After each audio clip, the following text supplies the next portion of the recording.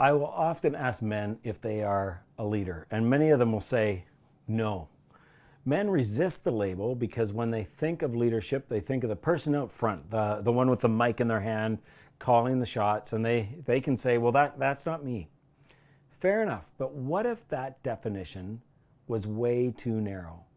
John Maxwell, leadership expert, says leadership is influence, nothing more and nothing less. So let's ask the question a different way. Are you an influencer? Are you an example? Think for a moment about the places that you have influence. Where are the places that you influence others? In your workplace, each of us helps shape an atmosphere or culture in the workplace, regardless of your role. That's influence. You lead in your community and friendships. There's sports teams and gatherings. There's your coffee friendships. There's your workout buddies. We lead in our church community groups. There's like life groups. You may engage in mentoring younger believers. Some of you might be on a hospitality team or a worship team. And some of you may organize projects or events within the church. We're also leaders in our homes. I mean, with children, parenting is about influence. As a dad, you have a vision for, or I hope you have a vision for what you're trying to produce in your children. And you see the type of woman or type of man you want to raise. And to do that, you use your influence.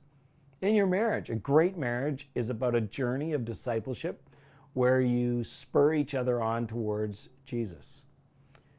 You know, we had a man in one of our first Zoe for Men groups. And with the topic of leadership, Jeremy didn't see it in himself. And I've heard him say many times, look, I just help out with the building and the grounds, but I'm not a leader. In the meanwhile, he's leading a team of volunteers, organizing care of the church property, building repairs. He doesn't stand at the front and make announcements and speeches, but he leads. So you may be saying, I'm not a leader or I'm not a good leader, but if we were to take a deep dive and look at your life, I'm convinced we would see leadership qualities all over you. Men lead all the time. They just don't call it leadership. So in small groups, we want to invite you to discuss this question.